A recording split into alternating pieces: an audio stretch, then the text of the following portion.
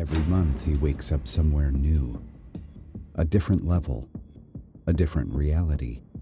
And every time, he has no idea what's waiting for him. This is Goreng, and he chose to come here.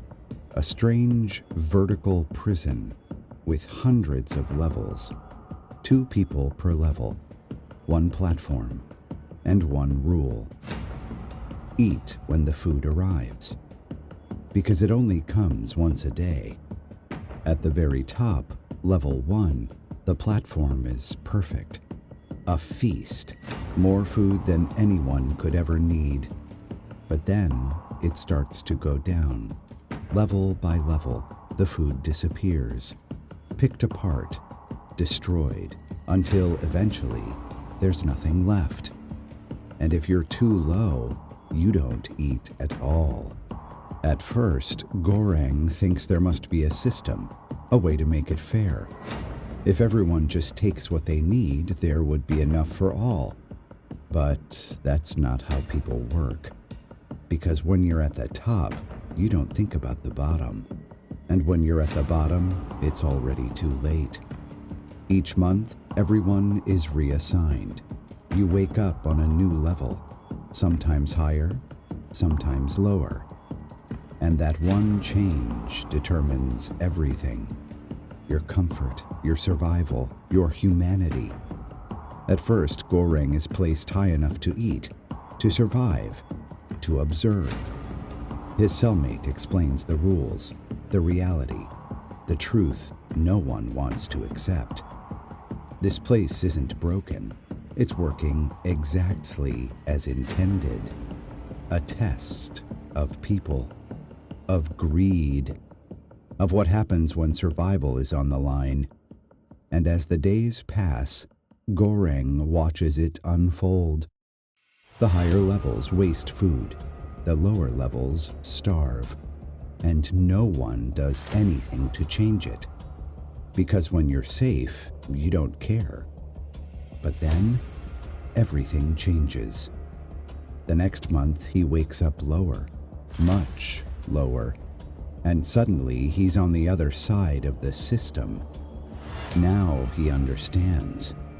The hunger, the desperation, the way it eats at you, until you're not the same person anymore, and that's when the real question appears. How far would you go to survive? As time passes, Goreng begins to change. The idea of fairness starts to feel impossible, because the system doesn't reward kindness. It rewards position, luck, timing, and nothing else. But then he meets someone new. Someone who believes things can be different, that if they control the platform, ration the food, they can send a message, prove that cooperation is possible. So together they make a plan to ride the platform down, level by level, forcing people to take only what they need. And for the first time, something shifts. Some listen, some don't. Some fight back. Because not everyone wants fairness. Some people just want control. And the deeper they go, the more brutal it becomes. Because at the bottom, there is no system, no order, just survival. But they keep going, pushing forward, holding on to the idea that this means something, that it matters, until finally they reach the lowest levels, where almost nothing remains. And that's when they find something unexpected, a symbol, a message, proof that something can make it all the way down, something untouched, something that could change everything. And in that moment, it becomes clear. This was never just about food. It was about choice, about people, about whether anyone would choose to care, even when there's nothing in it for them. And as Goreng looks at what they've found, he realizes this might be the only way to break the system.